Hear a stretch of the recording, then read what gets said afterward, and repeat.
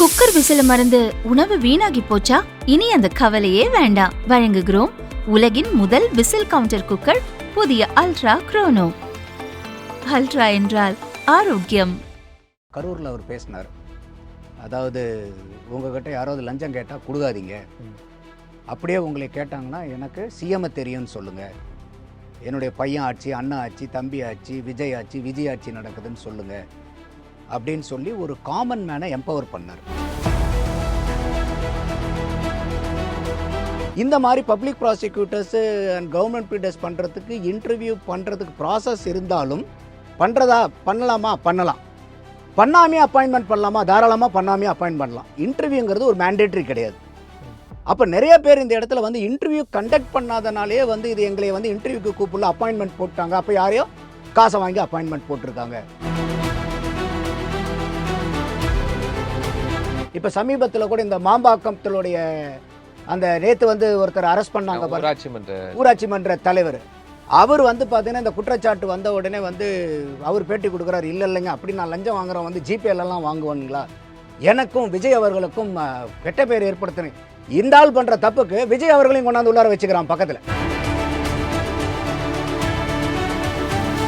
கரவேட்டி கட்டி இருக்கிற கட்சிக்காரனுடைய லாயல்ட்டியை விட சில அதிகாரிகளினுடைய லாயல்ட்டி வந்து அரசியல் கட்சிகளுக்கு ஜாஸ்தி. அதை நம்ம பல இடத்துல பார்த்துருக்குறோம். ஐஏஎஸ் ஆஃபீஸர்லேருந்து நான் சொல்கிறேன். அப்போ அந்த மாதிரி இருக்கக்கூடிய ஆட்கள் இன்னைக்கு விஜய் அவர்கள் எடுக்கக்கூடிய நடவடிக்கை அவங்களுக்கு ரொம்ப பிரச்சனை. அப்போ ஏதாவது ஒரு இடத்துல ஏதாவது ஒன்று பண்ணி இந்த அரசாங்கத்து மேலே ஒரு குற்றச்சாட்டை கொண்டு வரங்கிறதுல பெருமுயற்சி பண்ணுவாங்க. போன தடவை கூட அந்த டீலிமிட்டேஷன் பில் கொண்டு வரும்போது கூட ஓரலாக சொல்லியிருந்தார் அமித்ஷா வந்து, நான் 50% எல்லாத்துக்குமே நான் இன்க்ரீஸ் பண்ணுறேன்னாரு. இப்போ 50% இன்க்ரீஸ் பண்ணும்போது யாருக்கும் எந்த பாதகமுமே கிடையாது. இந்த ரேஷியோ வந்து ஒவ்வொரு எம்பிக்கும் உண்டான மக்கள் தொகை குறையுமே ஒழிய தமிழ்நாட்டுக்கும் ராஜஸ்தானுக்கும் உண்டான அந்த ரேஷியோ மாறுமானா மாறாது. அதே தான். தினமலை நேயர்களுக்கு அன்பான வணக்கம். நம்மோடு அரசியல் விமர்சகர் நந்தகுமார் இணைந்திருக்காங்க. சார் வணக்கம். வணக்கம் கோபால். இந்த சமீபத்தில் நடைபெற்ற கேபினெட் மீட்டிங்கில் முதலமைச்சர் விஜய் ரொம்ப ஸ்ட்ராங்காக சொல்லியிருக்காரு, லஞ்சம் வாங்கக்கூடாது, லஞ்சம் வாங்கினீங்கன்னா தெரிஞ்சவங்க தெரியாதவங்கன்னு பார்க்க மாட்டேன், கேபினெட்லேருந்து தூக்கிடும் அப்படிங்கிறாங்க. இந்த போல்டான ஸ்டேட்மெண்ட் நம்ம எப்படி எடுத்துக்கிறது? இல்லை, ரொம்ப வரவேற்க தகுந்த ஸ்டேட்மெண்ட்டு. என்ன காரணம்னா இன்றைக்கி எந்த ஒரு அரசாங்கமாக இருந்தாலும் இது வரைக்கும் கரூரில் அவர் பேசினார். அதாவது உங்ககிட்ட யாராவது லஞ்சம் கேட்டால் கொடுக்காதீங்க, அப்படியே உங்களை கேட்டாங்கன்னா எனக்கு சிஎம்ஐ தெரியும்னு சொல்லுங்கள், என்னுடைய பையன் ஆட்சி, அண்ணா ஆட்சி, தம்பி ஆட்சி, விஜய் ஆட்சி, விஜய் ஆட்சி நடக்குதுன்னு சொல்லுங்கள் அப்படின்னு சொல்லி ஒரு காமன் மேனை எம்பவர் பண்ணார். என்ன காரணம்னா இன்றைக்கி ஊழலை ஒழிக்கணுங்கும் போது வாங்குறவங்களை கரெக்ட் பண்ணுறதும் ஒரு வகை, கொடுக்குறவங்க அந்த ப்ரெஷருக்கு ஈல்டாகாமல் இருக்கணுங்கிறது ஒரு வகை. இன்றைக்கி யாருமே போய் சந்தோஷத்தில் யாருமே 5 ரூபா லஞ்சமோ 5000 ரூபா லஞ்சமோ 5 கோடி லஞ்சமோ சந்தோஷத்தில் யாரும் கொடுக்கறதில்ல. இயலாமையினால், ஒரு எமர்ஜென்சினால், அட இவங்ககிட்ட எதுக்கடா வம்புன்னு சொல்லி கொடுத்துட்டு வர ஆளுங்க தான் 99.999%. அப்போது அந்த இடத்துல வந்து மக்களை வந்து ஒரு எம்பவர் பண்ணணும். அவங்கள வந்து அவங்களுடைய இயலாமையை, அவங்களுடைய தேவையை அதிகாரிகள் பயன்படுத்திக்கிட்டு இருக்காங்க. அப்போ இந்த ஊழலை ஒழிக்கக்கூடிய, லஞ்சத்தை ஒழிக்கக்கூடிய இந்த மிஷனில் பொதுமக்களை வந்து நம்ம மெயின் ஸ்டேக் ஹோல்டராக உள்ளார பார்ட்டிசிபேட் பண்ண வைக்கணும். சார் ஒரு வாட்ஸ்அப் நம்பர் கொடுக்குறாரு, ஃபோன் நம்பர் கொடுக்குறாங்க, மெயில் ஐடி எல்லாம் கொடுக்குறாங்க. இதுக்கு தான் ஆல்ரெடி ஆன்டி விஜிலன்ஸ் டிபார்ட்மெண்ட் எல்லாமே இருக்குதே. இல்லை, எப்பயுமே எல்லாமே இருக்குது. இந்த ஒரு வாட்ஸ்அப் நம்பரை வச்சு எல்லாத்தையும் செஞ்சிடலான்னு முதலமைச்சர் இல்லை, இப்போ சில இடத்துல வந்து பார்த்தீங்கன்னாக்கா யாருக்கு கம்ப்ளைண்ட் கொடுக்குறதுங்கிறது தெரியாது. அப்படியே போனாலும் இதுக்காக யாரா போய் இப்போ ஒரு வேலையில் இருக்கிறவங்கன்னு வச்சுக்கோங்களேன். இப்போ ஒரு தனியார் நிறுவனத்தில் இருக்கிறவங்க அவங்களுக்கு வந்து பார்த்தீங்கன்னாக்கா ஒரு லாஸ் ஆஃப் பே, லீவ் எல்லாம் ரொம்ப ரெஸ்ட்ரிக்டடான இருக்கக்கூடிய கம்பெனிஸ்லாம் நீங்கள் இப்போ போனால் தெரியும் உங்களுக்கு. ஒரு கவர்மெண்ட் ஆஃபீஸில் போனால் இன்றைக்கி எவ்வளோ நாள் ஒரு சாதாரண ஒரு வருமான சான்றிதழோ, இல்லை வந்து பிறப்பு சான்றிதழோ, இறப்பு சான்றிதழோ, சாதி சான்றிதழோ எதோ ஒன்று வாங்கணும்னா இன்றைக்கி என்ன மாதிரி சிரமப்படணுங்கிறது தெரியும். பட் ரொம்ப தூரம் வந்திருக்கிறோம், அதில் மாற்றுக்கிறது இல்லை. ஆனால் இப்பயும் வந்து கொடுக்காமல் வேலையாகாது அப்படிங்கிற ஒரு கண்டிஷனில் இருக்காங்க. அப்போ நான் போய் ஒரு நாளைக்கு இன்றைக்கி போயிட்டு ஆஃபீஸ்க்கு போயிட்டு இன்னொரு லீவை போட்டு லாஸ் ஆஃப் பேல போய் போகிறதுக்கு அதை விட நான் இதில் கொடுத்துட்டு போகிறேன்டான்ட்டு அவங்க கொடுத்துட்டு போக ஆரம்பிப்பாங்க. அப்படி நடந்துக்கிட்டு இருக்குது. அப்போ அந்த மாதிரி இருக்கும்போது அந்த மக்களுக்கு வந்து ஒரு வடிகால் கொடுக்கணும். உங்களுக்கு அவங்க இருக்கிற இடத்துல இருந்தே கம்ப்ளைண்ட் பண்ணுறதுக்கு இதுக்கு முன்னாடி கம்ப்ளைண்ட் பண்ணுறதுக்கு வந்து மெக்கானிசம் இல்லையானா இருந்துச்சு. நீங்கள் சொல்கிற மாதிரி டிவிஎஸ்சி எல்லாமே இருக்குது. ஆனால் அந்த பொலிட்டிக்கல் வில் எந்த அளவுக்கு இருந்துச்சு. அப்போ இன்றைக்கி இந்த தாவேகா அரசாங்கம் இன்றைக்கி ஆட்சி ஏற்றதுலேருந்து இன்றைக்கி ஒரு 65 64 நாள் ஆகுதுன்னா அவங்களுடைய பிரதானமான ஃபோக்கஸ் எங்கே இருக்குன்னா இந்த லஞ்ச ஊழல். அவங்களே சொல்லும்போது இந்த லீக்கேஜஸை ஸ்டாப் பண்ணணுங்கிறது தான் அவங்களுடைய லீக்கேஜஸ் ஒரு பக்கம், லஞ்சம் சொல்கிறாத. அப்போ அந்த லீக்கேஜஸ் எங்கே நடக்கும்னா லஞ்சம் வர இடத்துல லீக்கேஜஸ் நிறையா வர ஆரம்பிக்கும். அது வந்து அதிகாரிகள் மட்டத்தில். இப்போ உதாரணத்துக்கு வந்து இந்த கிரேட்டர் சென்னை கார்ப்பரேஷனில் டெண்டர் கால் ஃபார் பண்ணாங்க. காம்படிட்டிவ் பிட்டிங்லாம் இல்லாதது. ஒரு 50 லட்ச ரூபாய் கீழே இருக்கிற பேசணும். இதை பேசணும், போன முறை பேசிட்டே இருக்கிறோம். நம்ம அப்போ பேசிட்டோம். அதில் பார்த்தீங்கன்னா அந்த லீக்கேஜுங்கிறது சற்றேறக்குரிய 25லேருந்து 35% வந்து லீக்கேஜ் வந்து கண்ட்ரோல் ஆகுது. அப்போ அந்த 35-25% மக்களினுடைய வரி பணம். யாரோ வீட்டுக்கு பார்ட்டி ஃபண்டா, யாரோ வீட்டுக்கு கஜானாவுக்கு போயிட்டு இருந்தது. இன்றைக்கி அரசாங்க கஜானாலே அது இருக்கக்கூடிய அளவுக்கு வைக்க முடியுது. இதை கண்ட்ரோல் பண்ணலன்னு வச்சுங்க. இது எத்தனை இடத்துல கண்ட்ரோல் ஆகுங்கிறது தெரியணும். இப்போ வந்து பார்த்தீங்கன்னாக்கா சமீபமாக இன்றைக்கி பல டெண்டர்களை வந்து ரத்து பண்ணியிருக்காங்க. நான் என்னன்னா, நீதித்துறையில் அரசு வழக்கறிஞர் நியமனத்தில் லஞ்சம் பெறப்பட்டிருக்கு, காசு வாங்கியிருக்காங்க அப்படின்னு அரசு மேலே டைரெக்டாக சொல்கிறாங்க. வழக்கு பதிவு செய்யப்பட்டிருக்கு. இதுக்கு இந்த அரசுலேருந்து எந்த விதமான ரியாக்ஷன்ஸும் இல்லையே. இல்லை, அவர் சிடிஆர் நிர்மல்குமாரே ஒரு ப்ரெஸ் மீட்டே கொடுத்தாரு. என்ன அதில் வந்து அவங்க சொல்கிறது வந்து இந்த கேள்வியே கேட்குறாங்க. உங்கள் கட்சியில் இருக்கிறவங்களே வந்து வழக்கு பதிஞ்சிருக்காங்களேங்கும் போது அவர் தெளிவாக சொல்கிறாரு. நேற்று சாயந்தரம் அவர் இன்டர்வியூ கொடுத்தது வந்து 6ஆம் தேதியோ 7ஆம் தேதியோன்னு நினைக்கிறேன். இது நேற்று சாயந்தரம் தான் நாங்கள் வந்து அப்பாயின்மெண்ட் ஆர்டரை இஷ்யூ பண்ணியிருக்கோம். அப்போ அதுக்கு ஃபைல் வந்து அதுக்கு முன்னாடியே வந்து ஃபைல் பண்ணியிருக்காங்க. அந்த அவங்க கட்சியில் இருக்கக்கூடிய நிர்வாகி அந்த வக்கீல் வந்து கோர்ட்டில் கேஸ் ஃபைல் பண்ணியிருக்காங்க. அவங்க வந்து இந்த மாதிரி பெறப்பட்டதுங்கிற அடிப்படையில் ஃபைல் பண்ணுறாங்க. அவர் சொல்கிறாரு நேற்று சாயந்தரத்தில் இருந்து தான் நாங்கள் அப்பாயின்மெண்ட்டை இஷ்யூ பண்ண ஆரம்பிச்சிட்ருக்கிறோம். இன்னும் ஒரு 2-3 நாளில் வந்து அது கம்ப்ளீட் ஆகுங்க. அப்போ இவங்க கம்ப்ளைண்ட் கொடுக்க போன இடத்துக்கு முன்னாடி அப்பாயின்மெண்ட்டே இல்லை. பட் இருந்தாலும் அது கோர்ட்டில் இருக்கிறனால it is an opportunity to have a complete enquiry. இப்போ இந்த பப்ளிக் ப்ராசிக்யூட்டர்ஸ் அண்ட் கவர்மெண்ட் ப்ளீடர்ஸ்னுடைய செலெக்ஷன் பார்த்தீங்கன்னா அவங்க ஒரு டிஸ்ட்ரிக்ட் கலெக்டர் வந்து இதை கால் ஃபார் கொடுக்குறாங்க. கால் ஃபார் கொடுத்தது அவங்களுக்கு க்ரைட்டீரியா இருக்குது. என்னென்னலாம் க்ரைட்டீரியாஸை ஃபுல்ஃபில் ஆகுறீங்க, யாராக இருந்தாலும் அதை அப்ளை பண்ணலாம். இன் கன்சல்டேஷன் வித் ஜுடிஷியல் மேஜிஸ்ட்ரேட் வந்து பார்த்திங்கன்னா அவங்க வந்து ஒரு பேனல் பண்ணி அந்த ஷார்ட் லிஸ்ட் பண்ணுறாங்க ஒரு பேனலில். அந்த பேனல் வந்து கவர்மெண்ட்டுக்கு அனுப்பி வைக்கப்படும். யார் அது அப்பாயின்மெண்ட் அத்தாரிட்டியும் அவங்க வந்து அதில் அந்த பேனலில் இருக்கக்கூடிய யாரையோ ஒருத்தரை எத்தனை போஸ்ட்டோ அதுக்கு தகுந்த மாதிரி அப்பாயின்ட் பண்ணலாம். இதில் நிறைய பேர் இன்னும் சில விஷயங்கள் என்ன சொல்கிறாங்கன்னா, இல்லை இன்டர்வியூக்கே கால் ஃபார் பண்ணாமல் எப்படி வந்து அப்பாயின்ட் பண்ணாங்க அப்படின்னு. இந்த மாதிரி பப்ளிக் ப்ராசிக்யூட்டர்ஸு அண்ட் கவர்மெண்ட் ப்ளீடர்ஸ் பண்ணுறதுக்கு இன்டர்வியூ பண்ணுறதுக்கு ப்ராசஸ் இருந்தாலும் பண்ணலாமா பண்ணலாம். பண்ணாமே அப்பாயின்மெண்ட் பண்ணலாமா, தாராளமாக பண்ணாமே அப்பாயின்ட் பண்ணலாம். இன்டர்வியூங்கிறது ஒரு மேண்டேட்ரி கிடையாது. அப்போ நிறைய பேர் இந்த இடத்துல வந்து இன்டர்வியூ கண்டக்ட் பண்ணாதனாலே வந்து இது எங்களை வந்து இன்டர்வியூக்கு கூப்பிடல அப்பாயின்மெண்ட் போட்டாங்க, அப்போ யாரையோ காசை வாங்கி அப்பாயின்மெண்ட் போட்டிருக்காங்க.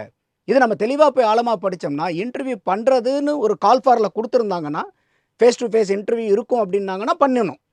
அந்த கால் ஃபார் லெட்டர்லேயே வந்து இன்டர்வியூ வந்து ஃபேஸ் டு ஃபேஸ் இன்டர்வியூ இல்லைனா அவங்க பண்ணணுங்கிற நெசசிட்டி கிடையாது. இதுதான் ஸ்ட்ரக்சர். அடுத்தது இந்த பேனலில் இருக்காங்க பாருங்கள். இந்த பேனலில் இருக்கிறவங்களை வந்து அவங்க விசாரிப்பாங்க. எப்படி என்ன ஏதுங்கிறத வெரிஃபிகேஷனுக்காக கூப்பிட்டு பர்சனலாகவும் பேசலாம். இது இன்டர்வியூ இல்லை, பர்சனல் வெரிஃபிகேஷன் பண்ணலாம், டெலிஃபோனிக் வெரிஃபிகேஷன் பண்ணலாம். அந்த கலெக்டரும் மேஜிஸ்ட்ரேட்டும் கன்வின்ஸ் ஆகிறதுக்கு இவங்க வந்து ப்ராப்பரான ஆளுங்களா, அவங்களுக்கு எதாவது சந்தேகம் இருந்தால் கிளாரிஃபை பண்ணி அதையெல்லாம் ஷார்ட் லிஸ்ட் பண்ணி தான் இந்த பேனலை வந்து அவங்க அனுப்புறது. அப்போ இப்போ கூட அவங்க என்ன சொல்கிறாங்கன்னா, இந்த 800 பிபிஎஸ் போட்டோம்னா கூட இது வெறும் 6 மாதம் டெம்பரவரி தான், இது எதுவுமே பர்மனெண்ட்டு கிடையாது. ஏன்னா இதில் வரக்கூடியவங்க யாராவது வந்து ஒரு ராங் பர்சன் கூட வர்றதுக்கு வாய்ப்புகள் இருந்துரும். அதனால் 6 மந்த்ஸுக்கு நாங்கள் ஒரு ப்ரொபேஷனரி பீரியடை தான் எடுக்கிறோம். பேஸ்ட் ஆன் தர் பர்ஃபார்மன்ஸ் தான் we are going to convert them as a permanent அந்த டென்யூர் 3 வருஷமாக என்னமோ அதை நாங்கள் கொடுக்க போகிறோம் அப்படிங்கிற அந்த தெளிவுபடுத்தி அவர் சொல்கிறார். அப்போ இந்த இடத்துல நிறைய இடத்துல வந்து பார்த்திங்கனாக்கா சில கோர்ட்ஸில் வந்து நாங்கள் தான் பிபினே போயிருக்காங்க, கவர்மெண்ட்டே சொல்லியிருக்கு, கோர்ட்டே வந்து இல்லை ஆர்டர் காப்பி கொண்டாந்துட்டு நீங்கள் பண்ணுங்கன்னு. அப்போது நிறைய இடத்துல வந்து இது ஒரு மிஸ்கம்யூனிகேஷன், மிஸ் அண்டர்ஸ்டாண்டிங் நிறைய இருக்குது. அரசாங்கம் எங்கே வந்து ஒரு பெரிய தப்பு பண்ணிட்டாங்கன்னா, அது வந்து இந்த மாதம் கடைசி 30ஆம் தேதியோட இருக்கக்கூடிய பிபிஎஸ் ஏற்கனவே இருக்கக்கூடிய பிபிஎஸ் பூரா அவங்களுடைய பீரியட் முடிஞ்சு போச்சுன்னு அனௌன்ஸ் பண்ணிட்டாங்க. எங்கே நம்மளுடைய கேள்வி அரசாங்கத்தை பற்றி கேட்க வேண்டிய கேள்வினா, அப்போ 30ஆம் தேதியோட இந்த பிபிஎஸ்னுடைய பீரியட் முடிஞ்சிருச்சுன்னாக்கா அவர் சிடிஆர் நிர்மல்குமார் பேட்டி கொடுக்கும்போது 6ஆம் தேதியோ 7ஆம் தேதியோ கொடுக்கும்போது நேற்று சாயந்தரம் தான் அப்பாயின்மெண்ட் பண்ணுறன்றாரு. அப்போ அந்த ஒரு வார காலம் வந்து பார்த்திங்கன்னா பிபிஎஸே கிடையாது. அப்ப இன்னைக்கு நிறைய பேர் வந்து கோர்ட்ல இருக்கிறவங்க ஒரு இல்ல பெயிலுக்கோ அதுக்கோ நந்தகுமார் சார், போகும்போது அப்போ இதுல பணம் எதுவும் விளையாடப்படவில்லை, யாரும் வாங்கல அப்படின்னு தாவேக்கா சொல்றாங்களா? நீங்க அந்த கோர்ட்ல நரேஷன் நீங்க இருக்கிறனால அக்செப்ட் பண்றீங்களா? இல்ல நான் என்ன சொல்ற வரேன்னா நான் ஏற்கனவே பல இடத்துல பதிவு பண்ணியிருக்கிறது இதை உண்மையான குற்றச்சாட்டுன்னு எடுத்து விசாரிங்கன்றேன் நான் அதுதான் விசாரிக்காம ஏன் இவ்வளவு விடாதீங்க. ஸ்லோவா இருக்கு? இன்னைக்கு வரைக்கும் அந்த விசாரணையே போகலையே சார். இல்ல கோர்ட்லயே கேஸ் இருக்கே, ம். நீங்க இதுக்கு மேல நீங்க ஒன்றும் பண்ண முடியாது. நீங்க கோர்ட்ல இருக்கும்போது it will take its own course தானே. அப்ப நீங்க இன்னைக்கு அந்த ஃபைல் பண்ணது இன்னவே குட்டுங்கிறேன் நான். அப்போ இந்த இடத்துல கட்சி பேரை சொல்லியோ அமைச்சர் பேரை சொல்லியோ யாரோ ஒரு கட்சியில் இருக்கக்கூடிய சில கருப்பு ஆடுகள் பணம் வாங்கியிருந்தா கூட அவங்கள கண்டுபிடிச்சு கருவறுக்க வேண்டியது காலத்தினுடைய கட்டாயம். டிவிகேக்கு நல்லது. இப்போ சமீபத்தில் கூட இந்த மாம்பாக்கத்தினுடைய அந்த நேற்று வந்து ஒருத்தர் அரெஸ்ட் பண்ணாங்க பாருங்க, ஊராட்சி மன்ற ஊராட்சி மன்ற தலைவர். அவர் வந்து பார்த்தீங்கன்னா இந்த குற்றச்சாட்டு வந்த உடனே வந்து அவர் பேட்டி கொடுக்குறாரு, இல்லை இல்லைங்க அப்படி நான் லஞ்சம் வாங்குறோம் வந்து ஜிபேலலாம் வாங்குவானுங்களா, எனக்கும் விஜய் அவர்களுக்கும் கெட்ட பேர் ஏற்படுத்தினேன். இந்த ஆள் பண்ணுற தப்புக்கு விஜய் அவர்களையும் கொண்டாந்து உள்ளார வச்சுக்கிறான் பக்கத்தில். அப்போ இதில் வந்து இன்னைக்கு தாவேக்கா வந்து ரொம்ப சூதானமாக இருக்கணும். எல்லாமே வந்து விஜய்க்கு பேரில் கலங்கப்படுத்துகிறாங்கங்கிற பேரில் இவங்க பூரா கொள்ளையடிச்சிடக்கூடாது. அதை தெளிவாக புரிஞ்சுக்கிட்டனால தான் இமீடியட்டாக அவரை வந்து விசாரணை பண்ண சொல்லி அரெஸ்ட் பண்ணி இன்னைக்கு உள்ளே இருக்கிறாரு. ஆட்டோமேட்டிக்காக அவர் வந்து அடிப்படை உறுப்பிலிருந்தே தூக்கியிருக்காங்க. சட்ட உத்தரவுகள் பிரகாரம் என்னென்ன நடவடிக்கைகள் எடுக்கணும். அதே மாதிரி பாருங்கள், கொஞ்ச நாளைக்கு முன்னாடி இந்த செங்கல் சோலையில் போய் 1 லட்ச ரூபா காசு வாங்குறாங்கன்னு சொல்லிட்டு ஒரு பிரச்சனை வந்துச்சு. அந்தாலையும் பொறுப்பில் இருந்தாலையும் அடிப்பட்ட உறுப்பினர்லேருந்தே தூக்கிட்டாங்க. அதே மாதிரி கடலூர் மாவட்டத்தில் ஒரு பொறுப்பாளி வந்து ஒரு 1 லட்ச ரூபா லஞ்சம் வாங்கினாருன்னு அவரையும் தூக்கியிருக்காங்க. அப்போ இன்னைக்கு இந்த தாவேக்காவினுடைய அரசாங்கத்தினுடைய நடவடிக்கை இந்த லஞ்ச லாவண்யத்தை நம்ம ஏற்கனவே பதிவு பண்ணியிருக்கிறோம். என்னையை பொறுத்த வரைக்கும் பர்சனலாக ஊழல்வாதத்தை விட தீவிரவாதத்தை விட ஊழல்வாதம் மோசமானது.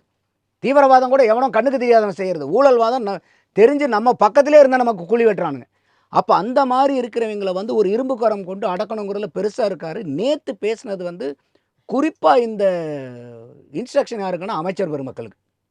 எங்கேயாவது உங்கள் நீங்கள் எவ்வளோ வந்து கேர்ஃபுல்லாக இருக்கணும் உங்கள் டிபார்ட்மெண்ட்டில். தெரிஞ்சோ தெரியாமலையோ எங்கே நடத்திட்டா கூட நீங்கள் தெரிஞ்சவன் புரிஞ்சவங்கிறலாம் ஒன்றும் கிடையாது.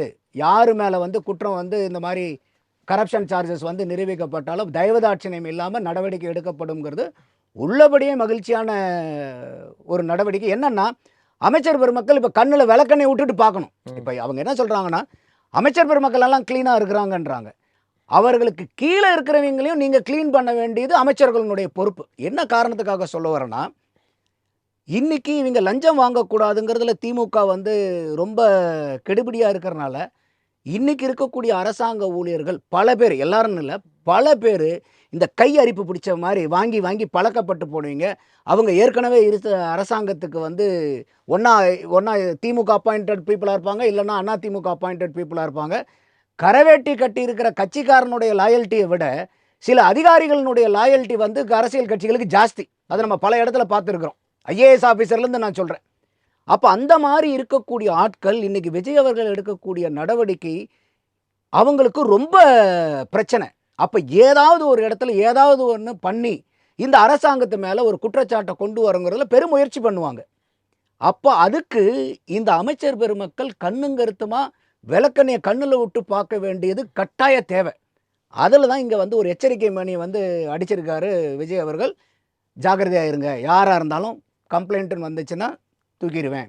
இது உள்ளபடியே வரவேற்கிறேன் நான். இந்த பழனியில் ஒரு 100 கோடி ரூபாய் லேண்டு ரெஜிஸ்ட்ரேஷன் நடந்துச்சு இல்லையா, கிட்டத்தட்ட 1 ஏக்கருக்கு மேலே. அதில் பணப்பரிமாற்றம், பினாமி பணப்பரிமாற்றம்லாம் நடந்துச்சு அப்படின்னு சொல்கிறாங்களே திமுக. இல்லை, இது வந்து பார்த்தீங்கன்னாக்கா இதுவும் ரொம்ப விசாரிக்க வேண்டிய வழக்கு. இது 1 ஏக்கரா 40 சென்ட் அந்த இடம். 1 கோடி 1.35 ஏக்கரா அது வந்து அந்த தண்டாயுதபாணி மடத்துக்கு சொந்தமானது. இது ஹெச்ஆர்என்சியில் இருந்து அந்த ஜாயின்ட் கமிஷனரே வந்து ரெஜிஸ்ட்ரேஷன் ஆஃபீஸ்க்கு பல தடவை லெட்டர் எழுதியிருக்காரு. இது வந்து கோயிலினுடைய ஏன்னா இது ட்ரெடிஷ்னலாக இந்த இடத்த ஆட்டையை போடுறதுக்காக பல காலங்களை முயற்சி பண்ணிகிட்டு இருக்காங்க. அது அறநிலையத்துறை அமைச்சர் பேசும்போதே அந்த தேதியெல்லாம் சொல்கிறார், எந்தெந்த தேதியில் வந்து அவங்க முயற்சி பண்ணாங்க, எந்தெந்த தேதியிலேருந்து ஜாயின்ட் கமிஷனர்கிட்டருந்து அந்த சர்க்குலர் எல்லாம் ரெஜிஸ்ட்ரேஷன் ஆஃபீஸ்க்கு போச்சுங்கிறதெல்லாம் சொல்கிறாங்க. அதுக்கப்புறம் அவங்க என்ன பண்ணுறாங்கன்னாக்கா இந்த டைமில் இந்த சப் ரெஜிஸ்ட்ரார்களுக்கு பூரா ஒரு ட்ரான்ஸ்ஃபர் போட்டாங்க 1ஆம் தேதி. அது கூட வந்து பார்த்திங்கன்னா சப் ரெஜிஸ்ட்ரார் ஆஃபீஸ் இது வரைக்கும் காசை வாங்காமல் சப் ரெஜிஸ்ட்ராரை ட்ரான்ஸ்ஃபர் பண்ணுறது சரித்திரத்திலேயே இதுதான் முதல் தடவைன்னு தாவேக அரசாங்கத்தை அந்த அசோசியேஷனே பாராட்டி இருந்துச்சு. 259 சப் ரெஜிஸ்ட்ராரில் 44 சப் ரெஜிஸ்ட்ரார் வந்து அட்மினிஸ்ட்ரேட்டிவ் ட்ரான்ஸ்ஃபர், மீதி 215 வந்து ரெக்வசிஷன் ட்ரான்ஸ்ஃபர். ம். அந்த இடத்துல என்ன ஆகுதுனாக்கா, பழனியில் இருக்கக்கூடிய ஆளும் ட்ரான்ஸ்ஃபர் செய்யப்படுறாரு. அப்போ அடிஷ்னலாக வந்து ஒரு இன்சார்ஜ் வராரு. அந்த அடிஷ்னலாக இன்சார்ஜ்கிட்ட இருக்கும்போதும் இது முயற்சி நடக்கப்படுதுங்க. அவர் என்ன பண்ணுறாரு, அதுக்கப்புறம் அவர் லீவில் போகும்போது இந்த இப்போ சஸ்பெண்ட் பண்ணியிருக்கக்கூடிய ஜஸ்டின் வந்து டெபுடேஷனில் வராரு. டெபுடேஷனில் வரும்போது இவங்க அதே மாதிரி போய் இந்த டாக்குமெண்ட்டை கொடுத்து கோர்ட் ஆர்டரையும் கொடுத்து, இல்லை பாருங்கள் கோர்ட் ஆர்டர் இருக்குது. கோர்ட் ஆர்டர் வந்தது உண்மைதான்.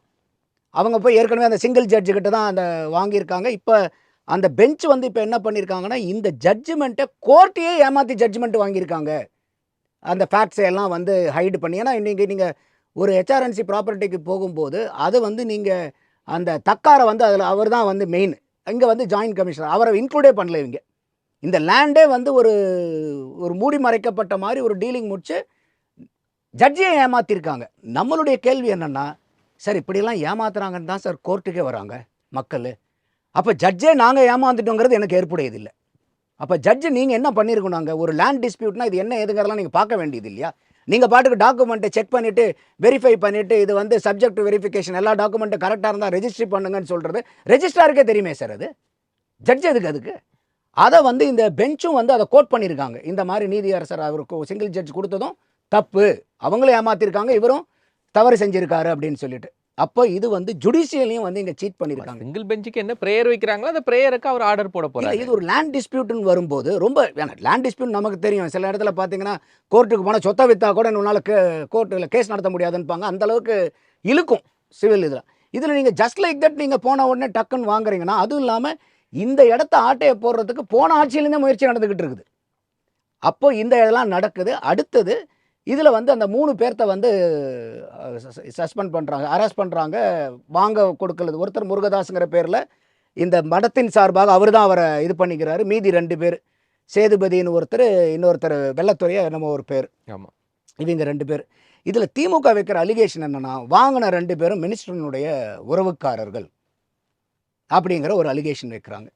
நம்மளுடைய கேள்வி என்னென்னா, அரசாங்கத்துக்கும் கேட்குறோம், எதிர்கட்சிக்கும் கேட்குறோம், இந்த அமைச்சர் ரமேஷனுடைய உறவினரா இல்லையாங்கிறது ஈஸியாக கண்டுபிடிச்சிட முடியுமா? முடியாதா? கண்டுபிடிச்சிடலாம், தாராளமாக கண்டுபிடிச்சிடலாம். ஃபர்ஸ்ட் ஸ்டெப்லேயே கண்டுபிடிச்சிடலாம் அவர் உறவினரா இல்லையான்னு. ஆமாம். அதை பார்க்கும்போதே இவங்க சொல்லக்கூடிய குற்றச்சாட்டு பொய் குற்றச்சாட்டுன்னு நிரூபணம் ஆகிடும். நான் எதை சொல்கிறேன்னு உங்களுக்கு புரியும்னு நினைக்கிறேன். அந்த அடிப்படையிலேயே திமுக இவங்க வைக்கக்கூடிய குற்றச்சாட்டு பொய் குற்றச்சாட்டு. அப்போ இந்த இடத்துல நம்மளுடைய கேள்வி அரசாங்கத்தை பார்த்து இது என்னன்னாக்கா, இந்த சப் ரெஜிஸ்ட்ராரில் யார் வந்து இருக்காங்க? ஏன்னா இவங்க டிஸ்ட்ரிக்ட் ரெஜிஸ்ட்ராரையும் இப்போ சஸ்பெண்ட் பண்ணியிருக்காங்க. இது மட்டும் இல்லை, இன்னொரு என்ன தகவல் வருதுன்னா, இந்த 2 பேர் வாங்கினதா சொல்லப்படுறாங்க பாருங்கள். அந்த 2 பேர்த்துக்கு 2 கோடி ரூபாய் பணத்தை கொடுத்து வாங்குறதுக்கு கூட ஒர்த் இல்லாத ஆளுங்கன்றாங்க. They are not capable of even 2 crores. அப்போ இவங்களுக்கு பின்னாடி இருந்து இவங்க பேரில் இந்த இடத்த ஆட்டையை போட்ட ஆட்கள் யாருங்கிறது தான் நம்ம ரீரெஜிஸ்ட்ரேஷனுக்காக அவங்க பிளான் பண்ணியிருப்பாங்க. இடத்த கைமாற்றி அந்த இடத்த வந்து வேற ஒருத்தர் பேரில் டிரான்ஸ்ஃபர் பண்ணுறது. அப்போ இது சாதாரண இந்த 2 பேர் சம்மந்தப்பட்டதோ, ஒரு சப் ரெஜிஸ்ட்ரார் சம்மந்தப்பட்டதோ, இல்லை ஒரு சிங்கிள் ஜட்ஜ் அவர் எந்த நோக்கத்தில் தீர்ப்பு கொடுத்தாருன்னு தெரியாது, நம்ம அதை விமர்சிக்க தயாராக இல்லை. ஆனால் ஒரு ஜட்ஜியே ஏமாற்றிட்டாங்கிறது நான் என்னால் ஏற்றுக்க முடியல. அதுக்காக தான் நாங்கள் உங்ககிட்ட வரோம். எங்களை ஒருத்தர் ஏமாற்றிட்டாருன்னா உங்ககிட்ட வரும்போது நீங்களே ஏமாந்து போயிட்டீங்கன்னா நம்ம யாருக்கிட்ட போய் கேட்குறதுங்கிற கேள்வி தான். அப்போ இன்றைக்கி வந்து ஒரு ஹெச்ஆர்என்சிக்கு ஒரு வசதி வாய்ப்பு இருந்தனால இன்றைக்கி அவங்களே அப்பீல் போட்டு கோர்ட்டுக்கு வந்து போய் செய்கிறாங்க. இது தனிப்பட்ட மனிதனுக்கு இந்த மாதிரி நடந்துருச்சுன்னு வச்சுக்கோங்க, காசு இல்லை அவங்ககிட்ட கேஸ் நடத்துறதுக்கு, எப்படி சார் அவன் அப்பீலுக்கு போய் இந்த தீர்ப்பை வாங்க முடியும், நியாயமான தீர்ப்பை? அப்போது இது வந்து நீதித்துறையும் வந்து இந்த இடத்துல ஏன் இவ்வளோ வந்து அஜாக்கிரதையாக வந்து செயல்பட்டாங்கங்கிற கேள்வியும் நமக்கு வருது. இது சாதாரணமாக இந்த டிரான்சாக்ஷனில் இருந்த இந்த 3 பேர்த்தோட இது முடியக்கூடிய நிகழ்வு அல்ல. இது இன்னும் ஆழமாக போய் இந்த கேஸை எடுத்து பார்க்கணும். இதை வந்து செப்பரேட் கமிட்டி போட்டு இது வந்து ஒரு டிப் ஆஃப் த ஐஸ்பர்க் தான். ஏன்னா இப்போ ஜெயலலிதா அம்மையார் ஆட்சி காலத்தில் வந்து இந்த லேண்ட் கிராபிங்கு கண்டுபிடிச்சி அதை எல்லாத்தையும் அவங்க ஆட்கள்கிட்ட ஒப்படைக்கிறதுக்கு ஒரு தனித்துறை போட்டாங்க திமுக ஆட்சி முடிஞ்சு வரும்போது 2011. அப்போது இது வந்து கண்ணும் கருத்துமாக பார்த்து எந்த அளவுக்கு வந்து இது கோயிலினுடைய சொத்து, அப்போ இது வந்து மக்களினுடைய சொத்து. அப்போது இந்த இடத்துல அரசாங்கம் வெறும் இந்த ஊழியர்களை பணி செய்கிறது மட்டும் இல்லாமல் இதுக்கு பின்னாடி இருக்கக்கூடிய பெரும்புள்ளிகள் யார், இதெல்லாம் யார் யாருங்கிறது இது பெருசாக எடுத்து பண்ணுனா ஒரு பெரிய கூட்டம் மாட்டும் ஒரு பெரிய புள்ளிகளெல்லாம் சிக்குவாங்கங்கிறது என்னுடைய பார்வை. அரசாங்கம் எந்த இடத்துலையும் தயவுதாட்சியம் இல்லாமல் இதை செய்யணுங்கிறது என்னுடைய வேண்டுகோள். இப்ப திமுக மேல ஒரு 15 தாவேகா எம்எல்ஏக்களை வாங்க திட்டமிட்டிருந்தாங்க அப்படிங்கிற விசாரணை போயிட்டு இருக்கு சார். திமுக உண்மையாவே அந்த அளவுக்கு தாவேகாவுல இருந்து எம்எல்ஏ எடுக்க பார்த்தாங்களா சார்? அதாவது இப்போ நம்ம வந்து கனெக்டிங் த டாட்ஸ் தான் பண்ண முடியும். ஏன்னா இது வந்து என்கொயரி பண்ணுறவங்களுக்கு தான் தெரியும். ஆனால் நித்தம் திமுக காரங்க வந்து மேடை ஏறும்போது பூரா இப்போ காலையில் எந்திரிச்சோடனே பல்லு விளக்குற மாதிரி மேடை ஏறினாங்கனே 6 மாதத்தில் இந்த ஆட்சி கலைஞ்சிரும், 6 மாதத்தில் ஆட்சி கலைஞ்சிரும். இதை சொல்கிறதுக்காக மேடை போடுறாங்களா, இல்லை மேடை போட்டனால இதெல்லாம் சொல்கிறாங்களான்னு தெரியல. இதை சொல்லாமல் எங்கேயாவது இறங்குறாங்களா? யாருமே இறங்குறது இல்லை. இப்போ உதாரணத்துக்கு அனிதா ராதாகிருஷ்ணன் அவர்கள் சமீபமாக பேசின பேச்சு 2 நாளைக்கு முன்னாடி 6 மாதத்தில் இந்த ஆட்சி கவர்ந்துரும். இல்ல கூடவே திருச்சி சிவா மத்திய அமைச்சர் அதான் சொல்கிறேன், மத்திய அமைச்சரவையில் திருச்சி சிவா போன்ற எம்பிக்கள் எல்லாம் மத்தியில் அமைச்சர்கள் ஆவாங்க அப்படின்னா, சரி சார், நீங்கள் இங்கே வந்து தாவேகாவினுடைய ஆட்சியை கவுத்துறதுக்கு பெரும் முனைப்பு காட்டுறீங்க. பாரதிய ஜனதாவினுடைய ஆட்சியும் கவுத்துட்டு நீங்கள் ஐயா ஸ்டாலின் பிரைம் மினிஸ்டராகவும் ஆக போகிறாரா ஒரே நேரத்தில்? இந்தியாவுக்கு பிரைம் மினிஸ்டர், தமிழ்நாட்டுக்கு சீஃப் மினிஸ்டர், டபுள் ரோல் நடிக்க போகிறாரான்னு தெரியலையே. அப்போது பாரதிய ஜனதாவினுடைய கூட்டணி ஆட்சியில் நீங்கள் பங்கெடுக்க போகிறீங்க. அதுதானே நம்மளுடைய பார்வையாக இருக்க முடியும். வேற என்ன பார்வையாக இருக்க முடியும்? இவர் வேற ஐயாவுக்கு ரைட் ஹேண்ட் மாதிரி இருக்கார் அனிதா ராதாகிருஷ்ணன் அவர்கள், பெரிய அளவுக்கு. ஏன்னா இப்போ இன்றைக்கி செந்தில் பாலாஜி தியாகி, செந்தில் பாலாஜிக்கு அப்புறம் 2வது தியாகி இவர் தான். அவர் வந்து மத்திய அரசாங்கம் இடி மூலியமாக நடவடிக்கை எடுத்து ஈல்டாகாமல் தியாகி பட்டம் வாங்கினார். இவர் தமிழக காவல்துறை நடவடிக்கை எடுத்து ஈல்டாகாமல் இவர் வந்து இப்போ தியாகி அனிதா ராதாகிருஷ்ணனாக மாறியிருக்கார். அவர் கூட என்ன சொன்னார்னா, நான் வந்து சாதாரண அனிதா கிருஷ்ணன் தான், நானும் ஜோசப் அனிதா ராதாகிருஷ்ணன் சொல்லியிருந்தா நானும் ஓட்டை நிறையா வாங்கியிருப்பேன்னு சொன்னார். இப்போ அந்த ஜோசப் அனிதா ராதாகிருஷ்ணன் ஆகிறாரோ இல்லையோ, தியாகி அனிதா ராதாகிருஷ்ணன் ஆகிட்டார். அப்படிப்பட்ட ஒரு பவர்ஃபுல்லான ஆள் இந்த மாதிரிலாம் சொல்கிறாருன்னா நம்ம எப்படி பார்க்குறது? அடுத்தது அப்படியே அந்த சீனை கட் பண்ணிட்டு இங்கே வந்தீங்கன்னா ராஜேந்திர பாலாஜி அவர் என்ன பேசுகிறாரு? ஸ்டாலின் ஐயாவுக்கு மட்டும் கோவம் வந்துச்சுன்னா இந்த ஆட்சி இருக்காது பார்த்துக்குங்க, அவர் கோவம் வரும் அப்படிங்கிறார். நமக்கு என்னென்னா, ஏப்பா ராஜேந்திர பாலாஜிக்கு ரிப்போர்ட்டிங் பாஸ் வந்து ஐயா எடப்பாடி பழனிசாமி, ஐயா ஸ்டாலினாங்கிற சந்தேகம் வருது. யாருக்கு ரிப்போர்ட் பண்ணிருக்கீங்க? அப்போது எங்கள் எடப்பாடி பழனிசாமிக்கு கோவம் வந்தால் தாவேகா இல்லாமல் போயிடுங்க, விஜயே இல்லாமல் பண்ணிடுவாங்கன்னா அதை ஏற்றுக்கலாம், பரவாயில்ல. அவர் கட்சி மேலே இருக்கக்கூடிய அதீத நம்பிக்கை, அந்த தலைவர் மேலே இருக்கக்கூடிய அதீத பற்றின் காரணமாக ஒரு வீராவேசமாக பேசுகிறாருன்னு. என்ன சார் இங்கே இருந்துட்டு நீங்கள் அங்கே வந்துட்டா கோவம் வந்துட்டா பாருங்கள் அப்படின்னீங்கன்னா இது என்ன டிசைன்னே புரிய மாட்டேங்குது. அடுத்தது அப்படியே சீனை கட் பண்ணிட்டு இன்னொரு சீனுக்கு வந்தீங்கன்னா, இங்கே ஆர்எஸ் பாரதி ஒரு பேட்டி கொடுக்குறார்.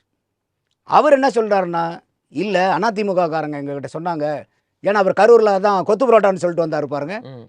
உங்களை கொத்து புரோட்டாங்கன்னு சொன்னாங்கனாக்கா நீங்கள் என்ன பண்ணுங்கள், அதிமுகலேருந்து போய் சேர்ந்தவங்க அப்புறம் எச்சில் இலைன்னு சொல்லுங்கள். அப்போ ஆர்எஸ் பாரதி ப்ரெஸ் மீட் நடத்துறதுக்கு ஸ்கிரிப்ட் கொடுக்குறது யார்? அதிமுக. அப்போ இது எல்லாம் கூட்டி கழிச்சு பாருங்கள் எங்கே வந்து நிற்கிது.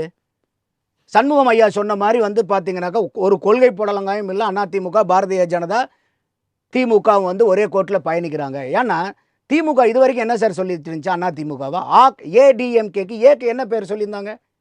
அமித்ஷா டிஎம்கே, கரெக்டாக? அப்போ இதில் கூட ஆர்எஸ் பாரதி என்ன சொல்கிறாரு? நாங்களாம் பகையாளியாங்க, பங்காளிங்க நாங்கள். அதே மாதிரி அவங்களுடைய இப்போ திமுக ஈக்கோ சிஸ்டம்லாம் என்ன பேச ஆரம்பிச்சிருச்சு? ஒன்று சேர்ந்தா தான் என்னங்க தப்பு? இப்போ பல பேர்த்தில் நீங்கள் இந்த விமர்சனம் இப்போலாம் அதிகமாக வந்துகிட்டு இருக்கு. எல்லாரும் சொல்றாங்களே, டிடிவி தினகரன் சொல்றாங்க, பாரதி சொல்றாங்க, அனிதா ராதாகிருஷ்ணன் எல்லாருமே சொல்றாங்க. சேர்ந்தாதாங்க என்ன தப்பு? சேர்ந்தாதாங்க தப்பு இல்லை. Constitutionally you have all the fundamental rights. But நம்ம கேள்வி என்னென்னா, நேற்று வரைக்கும் அமித்ஷா திமுகவானது, அப்போ அந்த அமித்ஷா திமுக கூட போய் நீங்கள் திமுக உறவு வச்சுக்கிறீங்கன்னா இது நேரடியான பாரதிய ஜனதா கூட உதர்வு தானே? அப்போ ஐயா சண்முகம் சொன்னதும் கரெக்டு தானே? திமுக, பாரதிய ஜனதா, அதிமுக ஒரு கொள்கை போடலங்காயும் கிடையாதுன்னு கார்ட்டூன் போட்டார்ல. ஸோ அதே தான் இந்த டிசைன் இங்கே தான் வந்து கரெக்ட் ஆகுது. எல்லாத்தையும் கூட்டி கழிச்சு கனெக்டிங் த டாட்ஸ் போட்டோம்னா இவங்க எல்லாம் ஒரே நேர்கோட்டில் பயணிக்கிறாங்களோங்கிற ஒரு இதுதான் வருது. ஸோ அப்போ இது ஆரம்பத்துலேருந்தே சொல்லிக்கிட்டு இருந்தது தானே. ஐயா பேபி சொன்னதும் அதே தான். ஆனால் இப்போ உண்மையாகவே அதில் தாவிக எம்எல்ஏக்கள் இதில் வாங்குறதுக்கும் முயற்சி பண்ணுறாங்களா தெரியல. அதுதான் போலீஸினுடைய நிறைய பேர் இளையராஜா இந்த இஷ்யூ எல்லாம் போச்சுது, அது விசாரணையினுடைய முடிவில் தான் வரணும். இப்போ கூட ஒரு பத்திரிகையாளரையும் நேற்றெல்லாம் கூப்பிட்டு விசாரிச்சிருக்காங்க. மொபைல் ஃபோனெல்லாம் வந்து கைப்பற்றியிருக்காங்க. ஒரு சைபர் ஸ்க்ரூட்டினி பண்ணணும் அதில் அப்படின்னு சொல்லிட்டு இது எங்கே போகுதுன்னு பார்க்கணும். ஏன்னா ஒரு முகாந்திரம் இல்லாமல் இன்றைக்கி வரைக்கும் எனக்கு தெரிஞ்சு ஒரு 10 பேருக்கு மேலே அரெஸ்டட். அதில் இப்போ சமீபமாக கணேசன் சொல்லிட்டு ஒரு திமுகவினுடைய கட்சியினுடைய பதவியில் இருக்கிறவர் தான் பண்ணியிருக்காங்க. அது இன்னொரு எம்எல்ஏ, ஊத்தங்கரை எம்எல்ஏவர் இல்லாமல் இன்னொரு எம்எல்ஏ கிட்ட வந்து அவர் பேரம் பேசினதாக ஒரு இன்சிடென்ட் எல்லாம் வருது.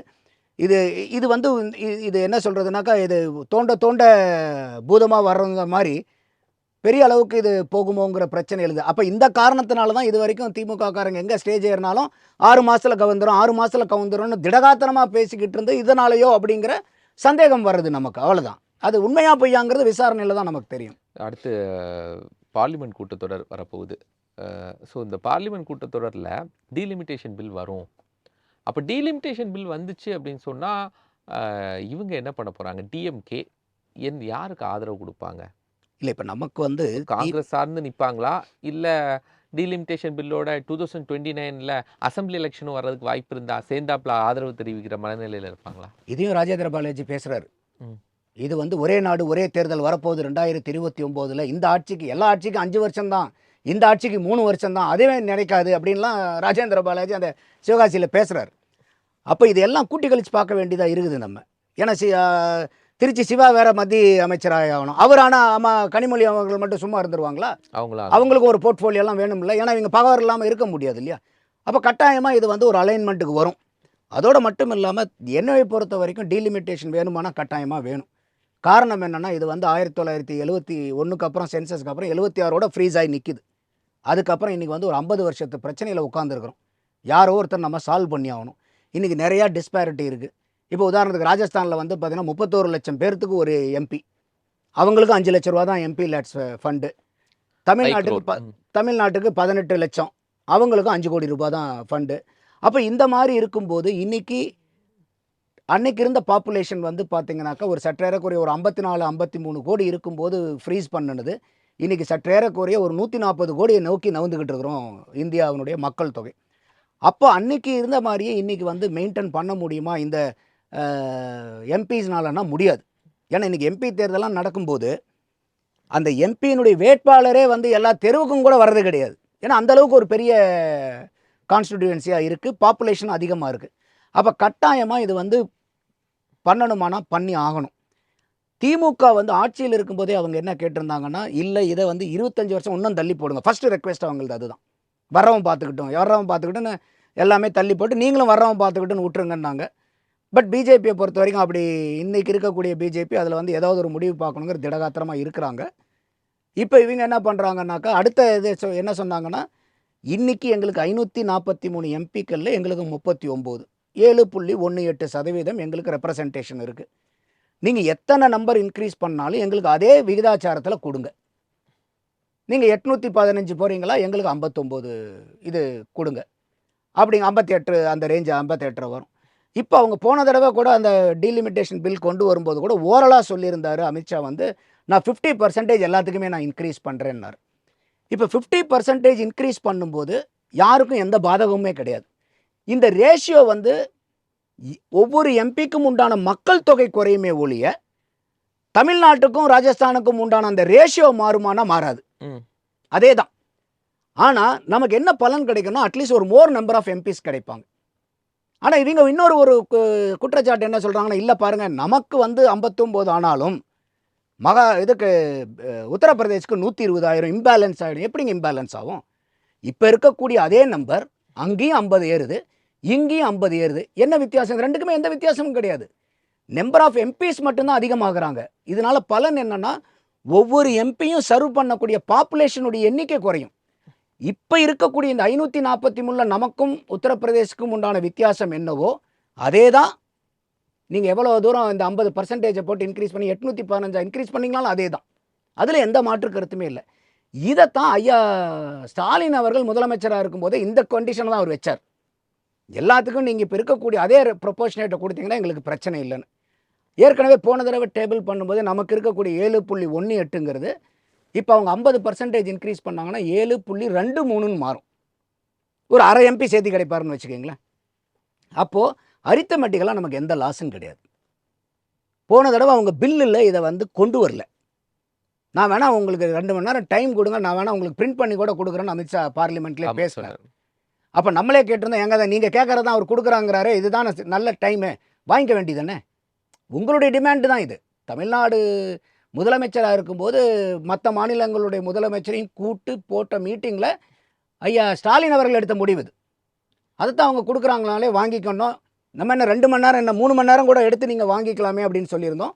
இப்போ அதை கொண்டு வர்றாங்க. இதுக்கு முன்னாடி அதை ஆட்சேபம் தெரிவித்த சில கட்சிகள் கூட இதுக்கு ஆதரவு கொடுக்கறதுக்கு முன் வராங்க இப்போ. வாய்ப்பு இருக்கு. வாய்ப்பு இருக்குது நிறையா. அது இல்லாமல் பார்த்தீங்கன்னா வெஸ்ட் பெங்காலில் தெரியும் ஒரு ஆமா. 20 எம்பியை தூக்கி ஒரு புது கட்சி பழைய கட்சியிலே போய் சேர்த்து ஆமா. இது வரைக்கும் அதெல்லாம் 2/3 தூக்கி ஒரு கட்சியில் சேர்த்துனதை பார்த்தோம். வெஸ்ட் பெங்காலில் ஆளை தூக்கி ஒரு புது கட்சியவே உருவாக்கிட்டாங்க. உருவாக்கிட்டு டிஃபெக்ஷன் வராதுங்க. அதுல இன்னும் என்டிஏ அலைன்ஸ்க்கு சப்போர்ட் பண்ற அளவுக்கு சப்போர்ட் பண்ணுறதுக்கு அப்புறம் இன்னும் வந்து மம்தா பானர்ஜிக்கு சப்போர்ட்டாக இருக்கிற ஆளையும் எங்கேயாவது அட்ராக்ட் பண்ண முடியுமா? அதே மாதிரி வந்து பார்த்தீங்கன்னாக்கா மகாராஷ்டிராவில் உத்தவ் தாக்கரே இருக்கக்கூடியது சரத்பவாரனுடைய குரூப் வந்து இந்த 50% அவங்க வந்து சுப்ரியா சுலே வந்து நாங்கள் அக்ரி சரத்பவார் பண்ணுறோம். குரூப்ல இருந்த எம்பிஸ்லயே மேக்ஸிமம் எம்பிஸ் தனியனியா உருவாகுறாங்க. ஆமாம்.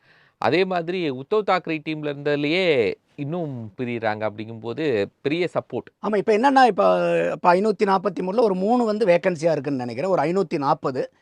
அப்போ 540ல் 2/3 ஏன்னா கான்ஸ்டியூஷன் அமெண்ட்மெண்ட்னா 2/3 வரணும். வேணும். அப்போ வந்து ராஜ்யசபால ஃபுல்ஃபில்லா இருக்கு, லோக்சபால இன்னும் ஃபுல்ஃபில்லா ஆமாம். அப்போ கிடைக்கல. இங்கே வந்து 360 வேணும். அதனால தான் இதை வந்து அவங்க மிஷன் 360 வச்சு ஒர்க் பண்ணிட்டு இருக்காங்க. ஸோ இந்த மாதிரி வந்து இருக்கக்கூடிய ஏன்னா இது வந்து ஒரு காம்ப்ரமைஸ் தான். இருக்கக்கூடிய 50ன்னு ஏற்றுறதுனால வட மாநிலங்களுக்கு எந்த பிரச்சனையும் கிடையாது, தமிழ்நாட்டுக்கும் எந்த நமக்கும் பிரச்சனை கிடையாது. ஆனால் இவங்க வந்து நம்பர் ஆஃப் எம்பிஸ் வந்து அதிகமாவாங்க இந்தியாவுக்கு. ஸோ அதனால் ஒரு காம்ப்ரமைசிங் மோடல் தான் இது. வந்து 1 vote 1 வேல்யூ அப்படின்னா ஈக்குவல் வேல்யூங்கிறதெல்லாம் கிடையாது. இன்றைக்கும் still we are more valued than Uttar Pradesh தான். ஸோ அப்போ இந்த மாதிரி இருக்கும்போது நீங்கள் கேட்டதை கொடுக்குறாங்க. அப்போ தாராளமாக இன்றைக்கி டிஎம்கேக்கு பொலிட்டிக்கல் கம்பல்ஷன் இருக்குது.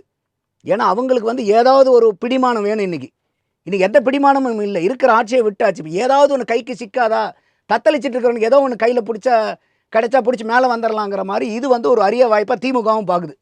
அதனால தான் இந்த மாதிரி பேச்சுக்கள்லாம் நிறையா நடக்குது தமிழ்நாட்டில்.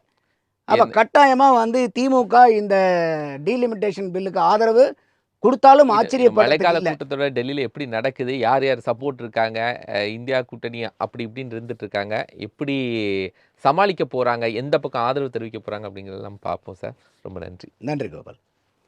நேர்களே, மற்றொரு நிகழ்ச்சியில் நம்ம சந்திக்கலாம். நன்றி.